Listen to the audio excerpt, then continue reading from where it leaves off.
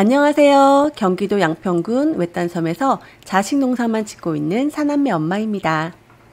양평은 자차가 없으면 이동하기 힘든 구조라서 장롱 면허인 저는 거의 속세를 떠난 듯 생활하고 있는데요.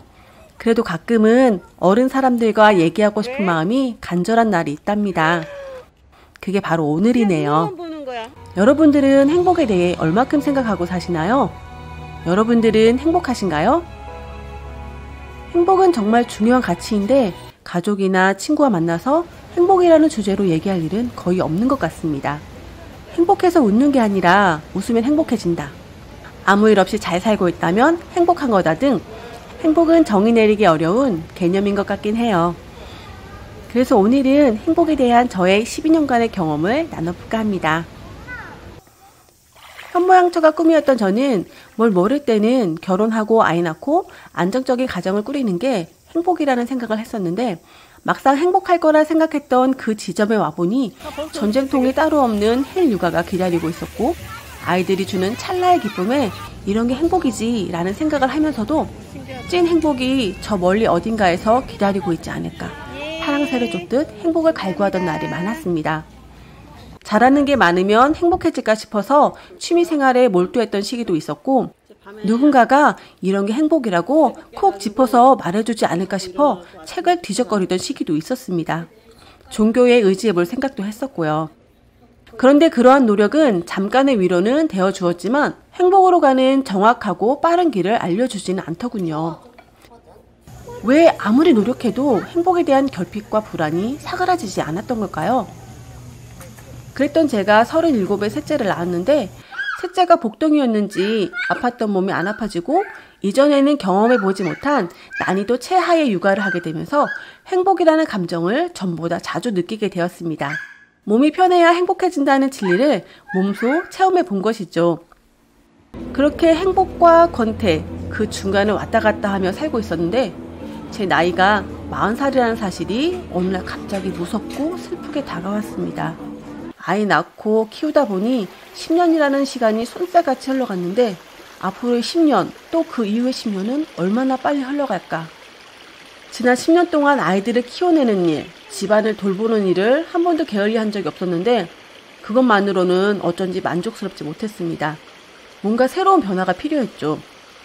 육아에 지치고 살림에 치여도 어떻게든 내 시간을 갖겠다고 한밤중에 꾸역꾸역 일어나 도전 아이템을 찾기 위해 유튜브에서 방황하던 어느 날 부자 알고리즘을 타게 되었습니다. 그런데 이상하게도 언제까지 얼마의 자산가가 되겠다고 선언하고 실천해야 목표를 이룰 수 있다는 뜬구름 잡는 것 같은 부자들의 조언이 허투루 들리지 않았습니다. 곰곰이 생각해보니 저는 목표 지향형 인간인데 그 점을 간과하고 행복을 찾다 보니 좀처럼 행복해지지 않았다는 사실을 그 순간 깨닫게 되었습니다.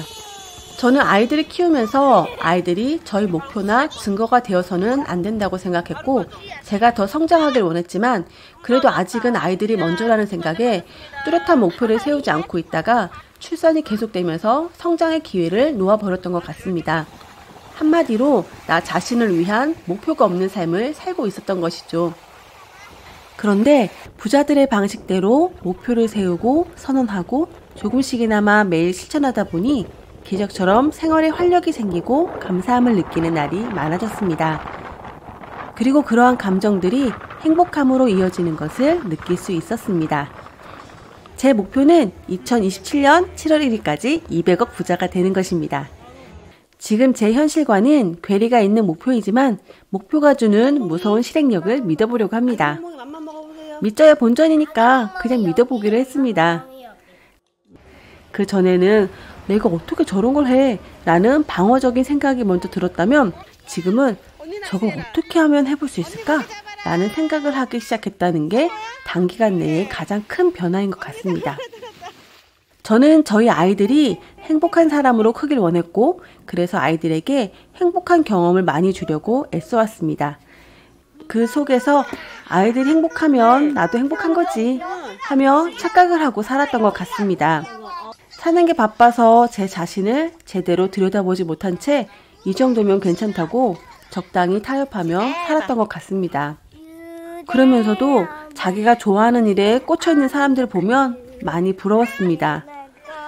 나는 왜 좋아한다고 생각했던 것들을 자꾸 중도에 포기하게 되는지, 진짜 좋아하는 게 있기는 한 건지 정말 궁금했습니다. 그리고 아이들 키우고 살림하는 것만으로도 충분히 행복해하는 사람들도 부러웠습니다. 그렇게 12년간 이 사람 저 사람 부러워만 하다가 드디어 깨닫게 되었습니다. 목표를 세운다는 것은 꿈이 있다는 것이고 그 꿈은 마음을 건강하게 한다는 것을요.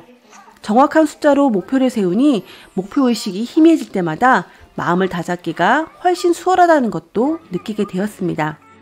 제가 그랬던 것처럼 마음속에 메꿔지지 않는 구멍을 갖고 계신 분들이라면 그 구멍을 뭘로 채워야 행복해질지 꼭 한번 자신을 들여다보셨으면 좋겠습니다. 딱 한 번 주어진 인생 행복하게 살아야 하지 않을까요? 끝까지 함께 해주셔서 감사합니다. 좋아요, 구독 꾹꾹 눌러주세요.